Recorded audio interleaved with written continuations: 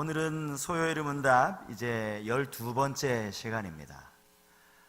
12분을 공부할 시간인데요. 12문의 질문을 우리 한번 보시고 대답은 우리 다 같이 한번 읽었으면 좋겠는데, 12분의 질문이 이것입니다. 하나님은 창조된 상태로 있는 사람을 향하여 어떤 특별한 섭리의 행위를 행하셨습니까? 그에 대한 질문, 그에 대한 답을 우리 다 같이 자막을 보시면서 한번 읽었으면 좋겠습니다. 시작. 하나님은 사람을 창조하시고서 완전한 순종을 조건으로 하여 사람과 생명 언약을 맺으시고 선과 악을 알게 하는 나무로부터 먹는 것을 사망의 벌로 금하셨습니다. 아멘. 오늘 말씀의 제목이 특별한 섭리입니다. 사람을 향한 특별한 섭리. 사실 우리가 이제 좋아하는 단어 중에 하나가 이 특별이라는 단어잖아요. 좀 특별 대우해주고 좀 특별한 사람이라고. 이 특별히 스페셜 아닙니까? 스페셜. 참 하나님께서 많은 섭리들 가운데 특별히 사람에게 이 특별한 섭리를 하셨다. 하나님이요, 우리가 지금 이제 부활주의를 맞이하고 있는데 하나님이 십자가에 당신의 생명을 주신 것도 우리를 위한 것이고, 사흘 만에 죽음에서 살아나신 것도 우리를 위한 것인 줄 믿습니다. 하나님이 지으신 피조물들이 얼마나 많이 있습니까? 우리가 섭리에 대해서 지난 시간에 공부를 하셨는데요, 이 섭리의 대상은 사람뿐만 아니라 모든 창조물, 하나님이 지으신 모든 피조물이 하나님의 다 섭리의 대상이라고 그렇게 공부하지 않았습니까? 하나님이요, 풀과 나무와 공중의 새와 바다의 고기와 이 모든 것들을 섭리하시는데, 그런 섭리 말고 사람에게만 특별한 섭리를 해주셨다는 거예요. 그 특별한 섭리가 무엇인지 오늘 그것을 함께 나누는 시간 갖도록 하겠는데요, 이 특별 섭리를 한마디로 말로 표현한다면 오늘 우리가 함께 읽은 답변에 나와 있는 것처럼 생명 언약이라고 할 수 있습니다. 생명 언약. 언약이라는 말, 우리 쉽게 약속이라는 이 말은 신구약 전체를 꿰뚫는 아주 중요한 단어라고 제가 분명히 말씀드린 바가 있습니다. 언약, 신학 이런 이야기를 해요. 그래서 창세기부터 요한계시록까지를 다 이 언약이라는 관점으로 보면 이게 하나로 꿰어진다는 거죠. 그만큼 언약이라는 단어를 이해하는 건 참 중요합니다. 자, 그러면 언약을 이해하는데 조금 더 이제 제가 쉽게, 오늘 교리 설교가 좀 딱딱하고요, 오늘은 특별히 이제 새벽 예배까지, 부활절 새벽 예배까지 드리신 분들은 지금 눈꺼풀이 이게 천근이실 거예요. 이게 천근. 어찌 이렇게 무거운지. 제가 조금 쉽게 예를 들어서 교리를 설명하기 위해서 이제 이런 좀 그 이야기를 몇 가지 드리려고 하는데요, 약속이라는 거, 이 약속을 이해함에 있어서 우리 약속 많이 하시잖아요, 그죠? 약속 많이 합니다. 저희 집에 예를 들면, 저희 집에 지금 이 사춘기에 아주 절정을 달리고 있는 고등학생 딸이 하나가 있고요, 그리고 누나 못지않게 엄마에게 막 대들고 큰 소리치는 아들이 하나가 있습니다. 아빠로서, 부모로서 아이들과 약속을 종종 하고는 합니다. 이런 약속입니다. 예를 들면 우리 부모님들 자주 하시는 약속, 시험 성적, 학교 생활, 이런 것 가지고 약속을 하죠. 너 이번에 시험 몇 점 이상 받아오면 너 먹고 싶은 거 아빠가 사줄게. 너 이번에 성적 잘 받아오면 너 갖고 싶은 거 중에 너무 비싼 거 아니면 이거 사줘도 되겠다 싶은 거 있으면 아빠가 사줄게. 이런 약속을 합니다. 가만히 보니까요, 집 안에서는 그 아이들, 엄마랑 아이들하고는 이런 큰 약속 말고 정말 사소한 약속들이 하루에도 아주 수십 번 서로 거래가 되더라고요. 이런 거죠. 너 아침 밥 다 먹고 가면 맛있는 거 사줄게. 너 얼굴에 화장 좀 진하게 고등학교 여자아이가 화장 좀 제발 좀 연하게 해라. 그러면 맛있는 거 사줄게. 이런 약속을 하루에도 뭐 아침 학교 등교하면서부터 이런 약속들이 이제 계속 진행이 되는 겁니다. 이게 다 약속이지만요, 우리가 그 아이들이 잘못 착각하는 게 하나가 있다라는 거죠. 그게 뭐냐 하면, 아빠가 너 이번에 영어 단어 시험 많이 안 틀리고 뭐 점수 잘 맞으면 아빠가 맛있는 거 사줄게. 그렇게 그 약속을 철떡같이 믿고 이 아이가 열심히 이제 공부를 한단 말이죠. 열심히 공부를 해서 실제로 성적을 잘 받았어요. 그리고 나면 이 아이가 착각하는 게 뭔지 아세요? 내가 이런 영어 성적 이만큼 잘 받았으면 아빠에게 뭔가 좋은 일이 있을 거라고. 착각이에요, 착각. 아빠에게 뭐 특별한 뭐 인센티브가 주어지는 거라고. 우리 교회 장로님들 저희 딸이 몇 점 맞는지 아무도 모르세요. 그러니까 정작 아빠에게 좋은 건 하나도 없거든요. 좋은 건 누가 좋은 겁니까? 자기가 좋은 거죠. 자기가 시험 잘 받으면 학교에서 칭찬받고 학원 선생님이 칭찬해주고, 자기가 좋은 건데도 불구하고 마치 이게 약속 지켰으니까, 근데 이렇게 맞았으니까 아빠 좋아하지. 좋기야 좋죠. 근데 그게 끝이거든요. 왜 약속 안 지키냐고. 나는 이렇게 약속 지켰는데 왜 약속 안 지키냐고. 아빠 안 좋으냐고. 좋기야 좋지만 사실 가만히 이제 제 속으로 이렇게 얘기하는 거예요. 야, 아빠가 좋게 뭐가 좋냐? 네가 좋지. 그거 아닙니까? 이게 지금 누구 좋으라는 건데, 너. 아빠가 뭐 너 먹고 싶은 거 아빠가 사주기는 사주는데, 이게 정말 너 좋은 거라는 걸 네가 좀 알아야 돼. 근데 아이들이 그걸 모른다는 거죠. 아주 쉬운 예가 이 약속에 대한 예입니다.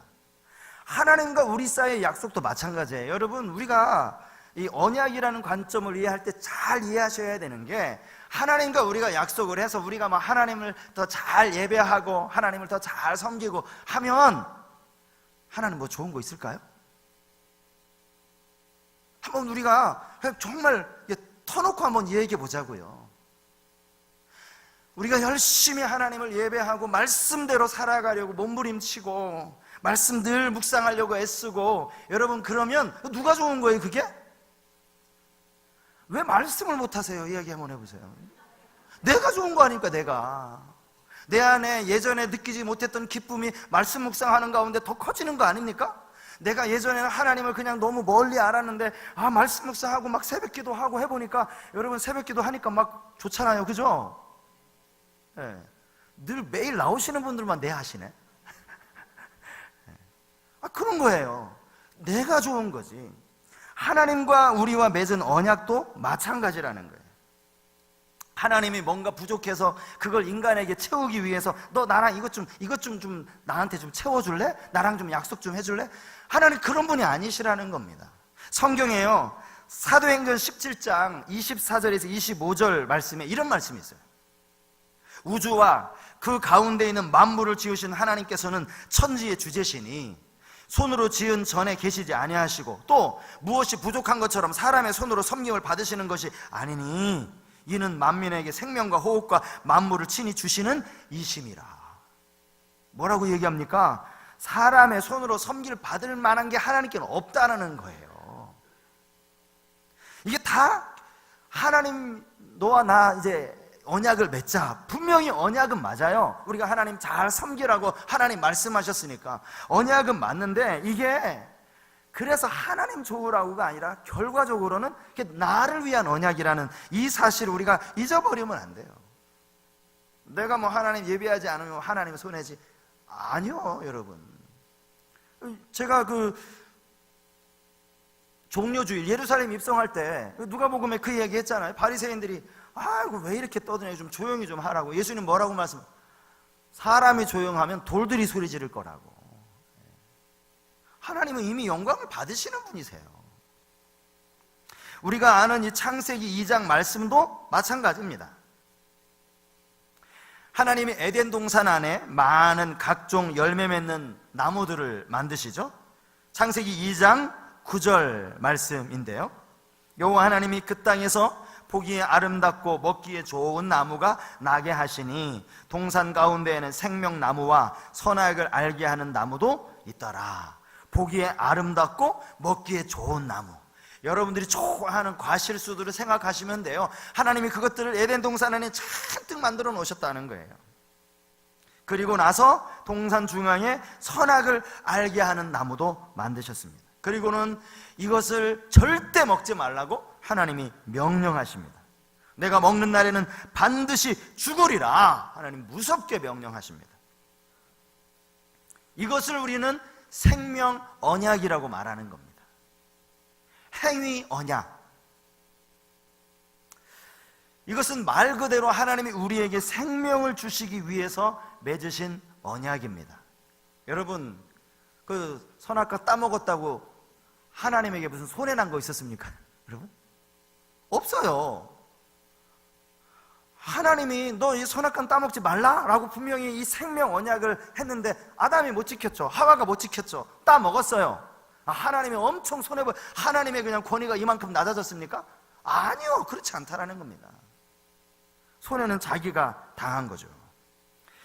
선악과에 대해서 뭐 이미 이런 이야기가 많이 여러분 오고 가고, 또 어느 정도 이해를 하시는 분들도 있고 여전히 이해가 잘 안 되시는 분들도 있을 거예요. 이게 참 생각하는 바가 다르고 관점이 다르기 때문에 이것을 100% 이해시켜 드리는 게 참 쉽지 않다라는 것을 느끼면서도 제 나름대로 한번 설명을 해드리면, 우리가 이렇게 생각한다는 거죠. 아니, 하나님이 선악과 그거 안 만드시면 그 누가 따먹을 일도 없을 텐데 왜 꼭 성전 이 동산 중앙에 만들어 놓고 이거 먹지 마, 먹지 마, 그래 놓고 동산 중앙에 또 만드세요. 또 저 멀리 그냥 이렇게 담장 그 속에다가 넣어놓지도 않고 왜 중앙에 만드셔 놓고 먹지 말라고, 먹지 말라고, 하나님 따먹을 거 아셨으면서 자꾸 먹지 말라고, 결국 따먹지 않았냐고.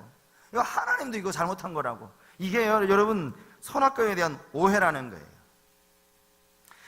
선악과가 없다면요, 하나님과 인간 사이에 생명 언약도 없는 겁니다.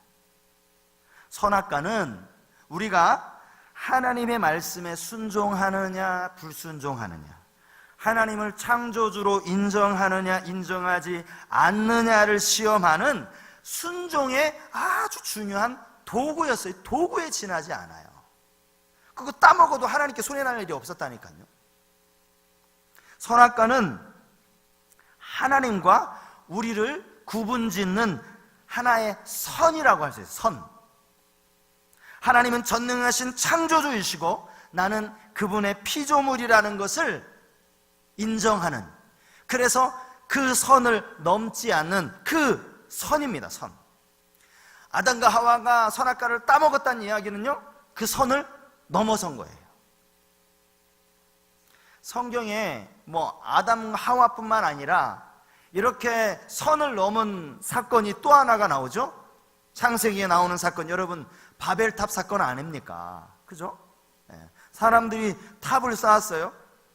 피조물인 아담과 하와는요, 선악과를 바라보면서 뱀이 한 유혹, 이거 하나님처럼 돼, 하나님처럼 된다는 이 유혹 때문에 선악과를 따먹었다면, 바벨탑을 쌓은 사람들은 왜 탑을 쌓았습니까?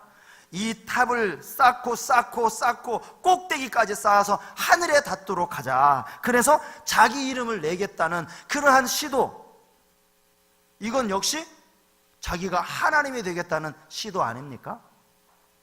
선을 넘은 거예요, 이것도. 그래서 하나님이 하신 일이 뭐예요? 정말 하늘에 올라갔나요? 하늘에 자기 이름 냈나요? 그게 결과적으로 언어가 흩어지는 그런 결과를 낳고 말았다는 겁니다. 이런 거는요, 여러분 선을 넘는 정도가 아니라 하나님, 피조물로서 하나님을 향하여 정면 도전한 거나 마찬가지라는 겁니다. 제가 또 하나 이제 예를, 이 선을 넘는 거에 대해서 지금 한번 좀 웃으시라고, 좀 재미있으시라고 예를 하나 더 들면요, 저희 집에 그 비숑이라는 이제 그 애완견이 와서 지금 1년 한 1, 2개월 되어 갑니다. 저희 집에 온 지. 사실은 제가 지금까지 뭐 저희 집에 어려서부터 저는 애완견을 키워본 적도 없고 키우고 싶은 마음도 없었어요. 사실 키울 생각도 안 했는데 이 처남이 잠깐 뭐 애견샵인가요? 이런 거 비슷한 걸 하면서 누나에게 조카들 그 정서에도 좋고 그냥 주겠다는 거예요. 그래서 그냥 그 이제 처남 만나가지고 그 비숑 한 마리를 이제 데리고 온 거예요. 그리고 이제 그렇게 온 지가 지금 1년 1개월, 2개월이 지나갔는데 이 강아지가요 애교를 많이 부릅니다. 애교를. 저 같은 사람이 묵뚝뚝한 사람이잖아요. 집에 가면 아무 이야기도 안 하는데 문 딱 열면 이 강아지가 벌써 그냥 저를 보고요 막 꼬리를 살살살 흔들어요. 너무 반겨주는 거죠. 뭐 애들은 아주 뭐 든 척도 안 하고. 근데 이 강아지가 막 반겨주니까 너무 귀여운 거예요. 그래서 정이 들었어요. 저는 사실은 그 강아지가 오고 뭐 조금 막 이렇게 그 뭐 쉬 같은 거 잘못 가릴 때마다 아이고 빨리 보내자고. 아이고 냄새 난다고 빨리 보내자고 그랬는데 지금 못 보낼 것 같아요. 정이 들은 거예요.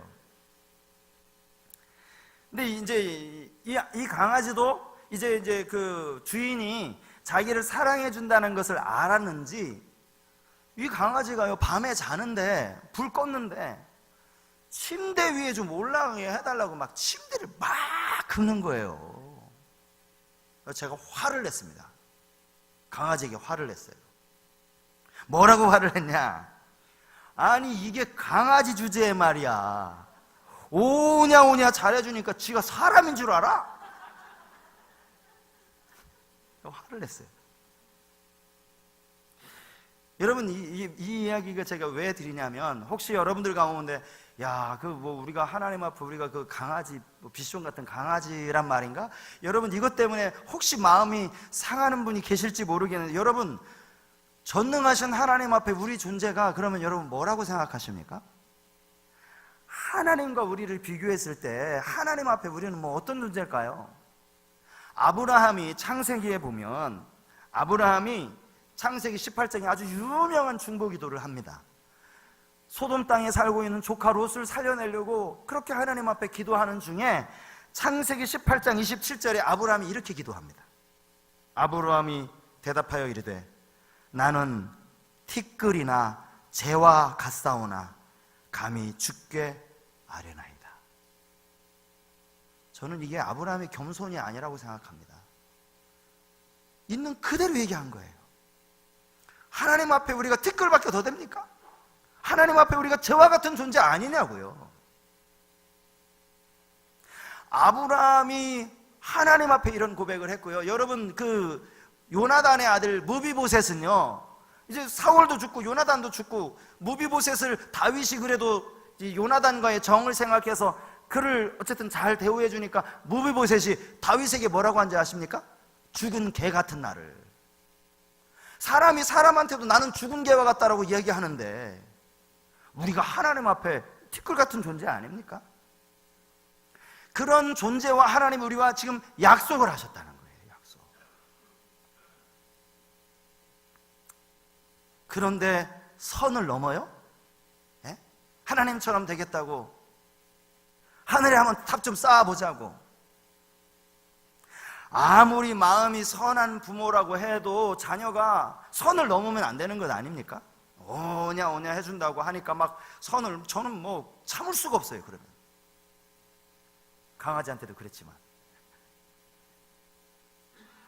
우리 자신이 부모에게 자녀가 부모에게 함부로 하는 거 그거 그냥 가만히 내두면 저는 안 된다고 생각합니다.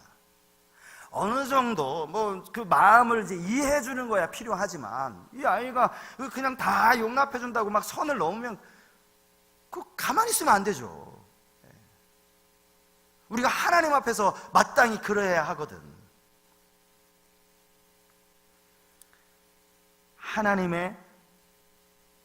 하나님 앞에 우리는 티끌과 재와도 같은 아브라함이 고백했던 그런 존재임에도 불구하고 하나님이 우리에게 언약을 맺으셔요. 그 언약은 선악과 생명나무였습니다. 이것을 너는 먹지 말라. 이게 너와 나는 창조주고 너는 피조물이라는 넘어서는 안 되는 선이다. 이게 생명 언약입니다. 아무리 하나님의 말로 형언할 수 없는 사랑을 받는 우리가 특별한 존재라고 해도요, 우리는 하나님 선을 넘어서는 안 되는 거예요. 우리는 피조물이라는 사실 잊어서는 안 되는 겁니다. 그것을 보여주는 것이 바로 선악과를 먹지 말라는 하나님의 명령이었습니다. 그의 생명을 약속하는 하나님의 언약이었습니다. 그러므로 그들은 선악과를 볼 때마다 하나님을 생각해야만 했습니다. 선악과를 볼 때마다 하나님의 명령을 생각하고, 선악과를 볼 때마다 하나님은 창조주고 나는 피조물이라는 사실을 늘 생각했어야 돼요.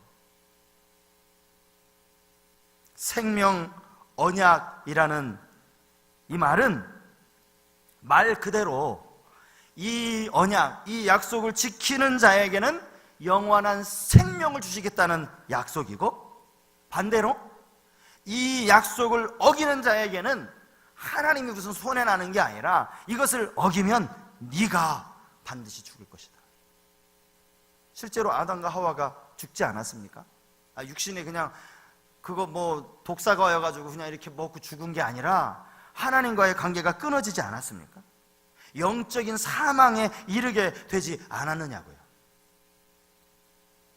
그러므로 하나님의 특별한 섭리를 우리가 오늘 공부하면서 여러분 머릿속에 이거 하나 꼭 기억하십시오. 나는 피조물이다. 그럼에도 불구하고 하나님이 나를 특별한 존재로 언약의 관계를 삼아주셨다. 그리고 또 하나는 순종하는 것이 축복이라는 사실을 여러분 기억하실 수 있기 바랍니다. 우리 대표기도해 주신 집사님이 참 그 기도를 하셨는데 맞습니다. 순종하는 것이 축복입니다. 난 자유롭게 살고 싶어. 나를 구속하지 마. 내 인생은 나의 거야. 내가 알아서 다 할 수 있어. 몰라서 하는 이야기죠. 겉으로 보기에 그게 좀 좋아 보일런지 모르겠어요. 예. 좋아 보일런지는 몰라도요, 가만히 들여다보면 그것만큼 고단한 인생이 어디 있습니까, 여러분? 여러분 인생의 핸들을 나같이 부족하고 나같이 어리석고 나같이 연약한 자가 그 인생의 핸들을 잡고 운전한다고 한번 생각해 보십시오. 이게 얼마나 위험한 일입니까? 핸들을 하나님께 맡기고, 하나님 말씀에 제가 순종하겠습니다. 하나님이 나를 이렇게 특별하게 대우해 주시니 제가 하나님께 순종하겠습니다. 요즘 세상이 갈수록 믿음을 지켜가는 게 어려운 세상 아닙니까? 아니 신앙인들은 말할 것도 없거니와 이 윤리 자체가 이게 이 기준점이 지금 막 흔들리는 그런 시대를 우리가 살아가고 있지 않습니까? 막 충격이잖아요. 계속 충격 아닙니까? 그렇게 존경받던 정치인, 그렇게 인정받던 사람들이 다 걸려 넘어지는 이런 시대를 우리가 살아가면서 우리의 인생을 내 마음대로 내가 얼마든지 컨트롤할 수 있다라고 생각하는 건 착각입니다. 착각. 오늘 하나님의 특별한 섭리에 대해서 잠시 생각을 해봤습니다. 하나님의 특별한 섭리는 뭐다? 생명 언약이다. 선악과 선악을 알게 하는 그 나무를 하나님이 만드시고 그 나무를 볼 때마다 우리가 피조물이라는 것, 하나님이 창조주라는 것을 잊지 말라고 하는 그런 생명 언약이다. 그 순종을 조건으로 해서 우리와 맺으신 언약이라는 이 사실을 여러분 꼭 기억하시고 한 주간도 하나님께 인생 핸들 맡기시고, 또 내일부터 한 주 시작 아닙니까?